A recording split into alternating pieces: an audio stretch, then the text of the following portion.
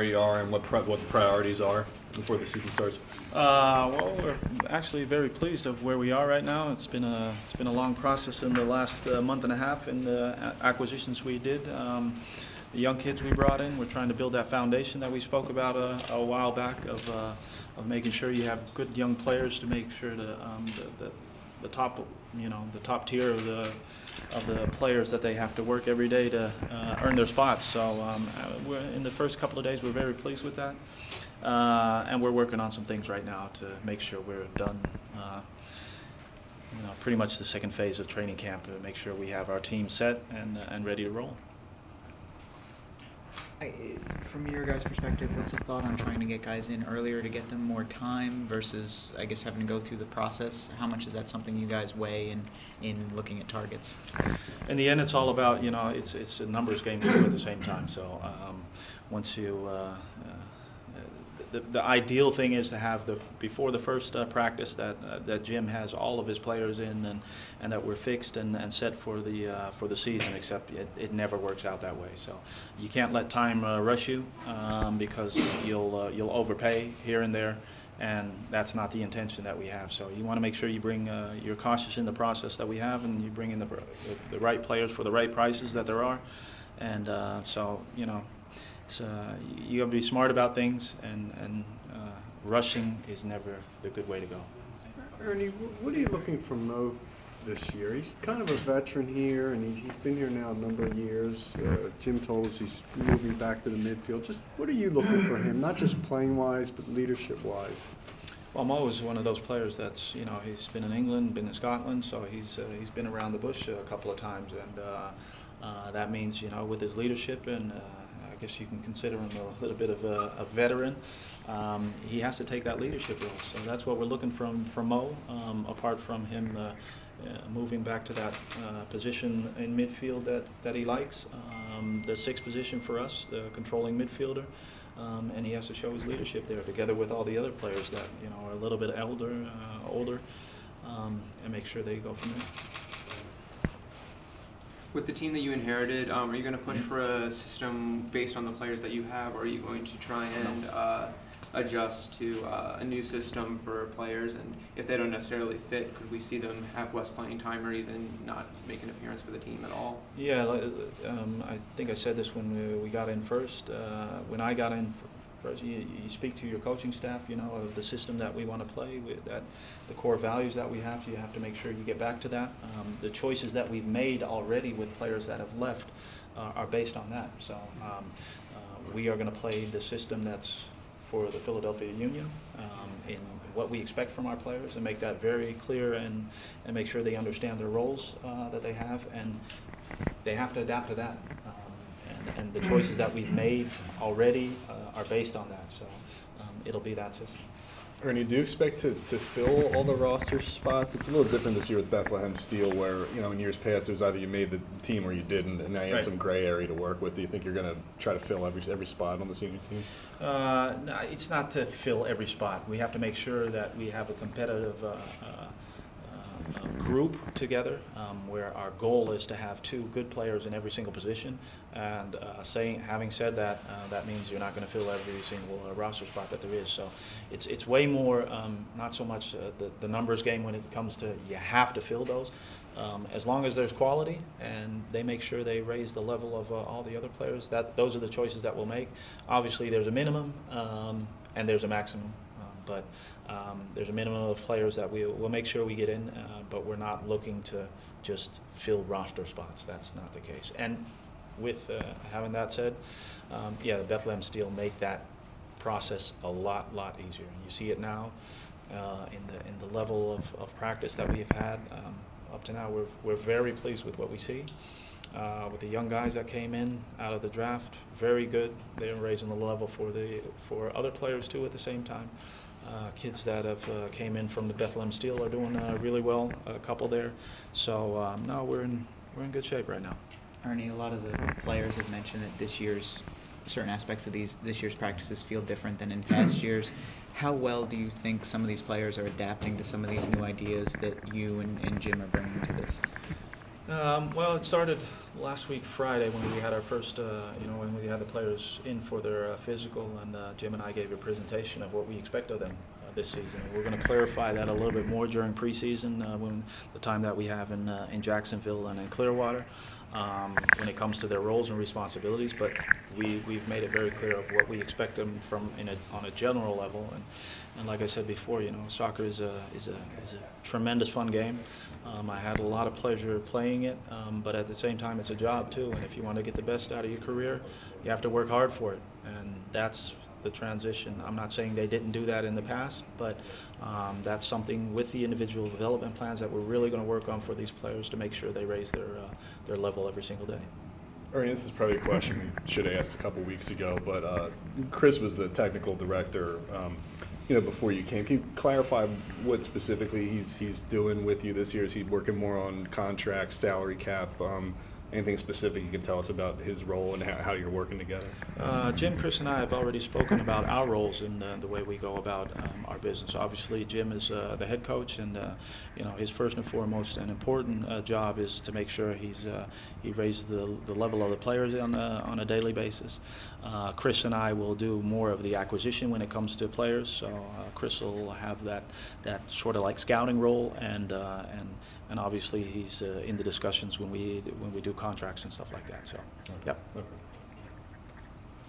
Any more questions for Ernie? Yeah, how about Andre Blake? Just could you talk about how big a year this is for him? If he stays healthy and everything, what's ahead for him, and just how big it is for the team? Well, obviously, a goalkeeper is a very important part of our team, and Andre is a goalkeeper. What I like about him is that he comes in with a smile every single day. Like I just mentioned, that soccer is fun, and he resembles that. He really comes in with a smile every single day, has a positive attitude. He's very quick, he's agile, he's fearless.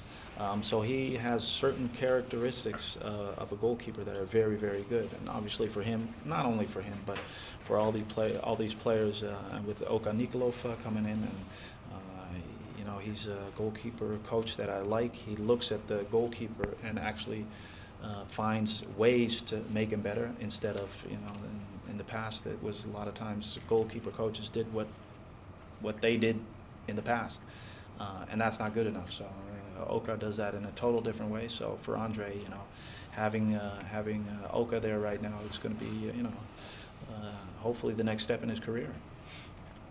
Ernie, this is media day after all, so I got to ask you what's the difference between the European media and the American media so far? Not too much. Not too much. No. They ask questions, you guys ask questions. It's all about soccer. So no, I'd say if there's a difference is the questions asked. I do have to say, in the last 2 years, and you see that a lot in Europe, it's usually about the negative things in what's happening, and hardly ever reflect on the positive things. And up to now, my experience with you guys has been that you get both sides of the field. When it's bad, it's bad. It's simple as that. But when it's good, it's also good. So maybe there's a small difference there, but nothing major at all. Is there anything in the general reception about MLS as you've learned more about it in the last couple months? Is there anything that surprised you early on in this job? Yeah, there are a couple of things. I don't know if I want to elaborate on them, but no. I mean, there's rules that you have to abide by, and that I'm not used to when it comes to days off in a week that are mandatory from a players' union perspective, or the mandatory vacation dates that there are. I'm not used to that. It's a short period of time.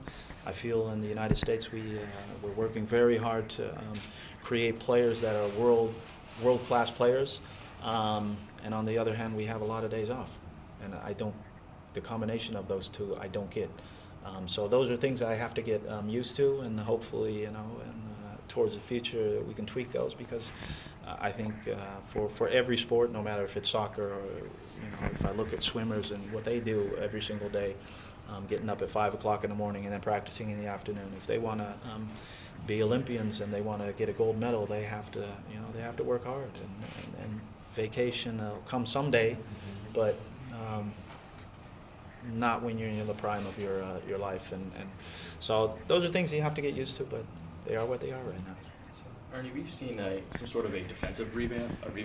What should we expect to see from the two Georgetown boys, Yarrow and Rosenberry? Well, both are defenders, so that's one. So that's their most important job. But at the same time, they have a great level, and we talk about those two. But the other acquisitions that we did too at the same time with Taylor Washington, who's doing very well, and Fabian Herbers as a forward. But in the past, it's very important to create your foundation that you have as a team. So that's one thing that we're working on very hard, to have that foundation. Always have something to fall back on. Once you play well, when everybody's feeling well, it doesn't matter. You can play with 1 forward, 3 forward, 6 forward. It doesn't really matter because everybody's on the ball and everybody feels well. But that foundation, we think, is very important. So when we don't play well, we have something to fall back on. And those two players that you just mentioned are, we didn't get them for nothing, and we went to great lengths to make sure they got here. But both of them have speed. They're agile. They jump planes out of the sky. They're good on the ball. They pass to the right people and the right color, and those are qualities that not everybody has. So we're very happy that they're here with us. They're young. At the same time, they're going to make some mistakes, but over here you're allowed to make mistakes as long as you don't make them. Keep making. Last question for Earnie.